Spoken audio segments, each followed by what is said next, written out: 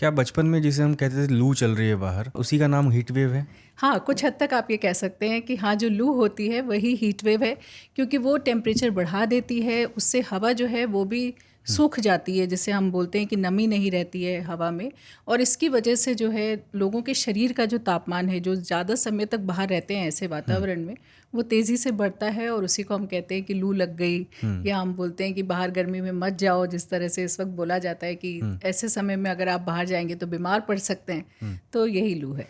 तो जब टेम्परेचर बढ़ता है शरीर का और लगातार गर्मी से एक्सपोजर हो रहा है बॉडी का, तो क्या क्या चेंजेस आते हैं जिसे कहते हैं लू लगना या हीट वेव का जो असर होता है हमारी बॉडी बिल्कुल, पर? देखिए कुछ स्टेजेस से शरीर जो है वो गुजरता है। जब शुरू में थोड़ा तापमान शरीर का बढ़ता है तो उसे हम हीट एग्जॉशन बोलते हैं।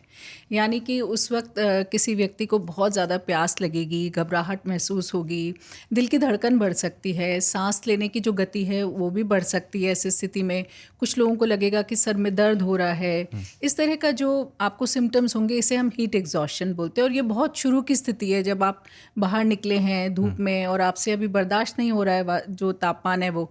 इसके बाद की जो स्टेज होती है, अगर आपने कुछ एक्शन नहीं लिया तो आप फिर जो है नेक्स्ट स्टेज में चले जाते हैं, जिसे हम हीट सिनकपी बोलते हैं। उस स्टेज में क्या होता है कि कोई व्यक्ति बेहोश भी हो सकता है, गफलत की हालत में जा सकता है, किसी को चक्कर आ सकते हैं, बेहोश हो सकते हैं आप। तो ये वो वाली स्टेज होती है और इसके बाद ज़्यादा सिवियर हो जाता है। अगर यहाँ भी कोई एक्शन नहीं लिया तो हम हीट स्ट्रोक की स्थिति में जा सकते हैं। और हीट स्ट्रोक जो होता है उसमें कई सारी और दिक्कतें आ जाती हैं कि व्यक्ति जो है वो बिल्कुल गफलत की हालत में होगा, आप उससे बात करेंगे वो समझा नहीं पाएगा उससे क्या हो रहा है।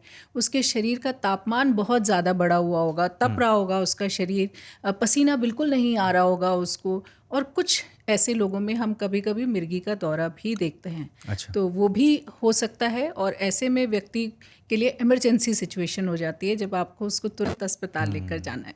हाँ, मतलब वो सिचुएशन नहीं रहती कि आप पानी पी करके हाइड्रेट हो जाएं, बिल्कुल। उसके बाद आपको जो है इन्फ्यूज़न ही देना पड़ता है। जी हाँ। और लेकिन हमारे शरीर में एक नेचुरल अडॉप्शन की भी एक प्रक्रिया है कि हम अडॉप्ट कर लेते हैं मौसमों को।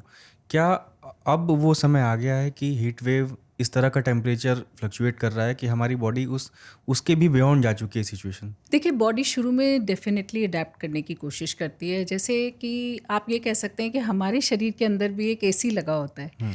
तो जब हम बाहर निकलते हैं, गर्म वातावरण में बाहर जाते हैं, तो हमें पसीना आता है। और यही पसीना जब बाहर की हवा से सूखता है तो वो हमारे शरीर को ठंडा करता है और यही हमारे शरीर का एसी है। तो शुरू में जब हम बाहर निकलते हैं वातावरण में तो हमें पसीना ज़्यादा आता है। हमारे बॉडी कोशिश करता है कि अपने टेम्परेचर को कंट्रोल रखे। जैसे वातावरण का बाहर टेम्परेचर है उतना ही हमारे शरीर का ना हो, हमारा शरीर ठंडा रहे। लेकिन अगर हम उसकी हेल्प नहीं करें, ऐसी स्टेज में अगर हम अपने शरीर की हेल्प नहीं करें तो हमारा शरीर फिर एक समय पर जाकर जवाब दे देता है और उसको लगता है कि अब हम जो है नहीं कर पाएंगे और कोप अप नहीं कर पाएंगे। तो ऐसे समय में हम क्या कर सकते हैं कि हम ठंडा पानी पिएं, जो तरल पदार्थ हैं उनका सेवन करें, हम कपड़े ऐसे पहने कि पसीना सूख सके। अब देखिए, पसीना सूखेगा नहीं तो शरीर ठंडा नहीं होगा।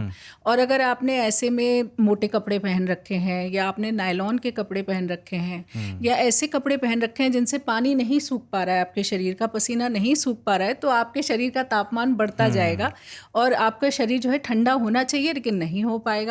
और ऐसे में ही जैसे कोई सर पे आपने कुछ नहीं रख रखा है या आप साथ में कुछ ठंडा पानी वगैरह कुछ लेकर नहीं चल रहे हैं, बहुत देर तक धूप में ही चल रहे हैं, कहीं छाया में नहीं बैठ रहे हैं, तो ऐसे अगर आप करते हैं तो फिर शरीर जो है आपका साथ नहीं दे पाता है। सर पे मैं देखता हूँ लोग तौलिया गमछा रखते हैं, उससे क्या फ़ायदा मिलता है शरीर को? वो एक बहुत अच्छी प्रैक्टिस है और करनी चाहिए, क्योंकि उससे आपका जो बॉडी टेम्परेचर है वो कम रहता है और जो कपड़ा होता है उससे भी इवेपोरेशन होता है, उससे भी जो है पानी उड़ता है और आपके सरफेस को वो छू रहा होता है, आपके बॉडी सरफेस को छू रहा होता है।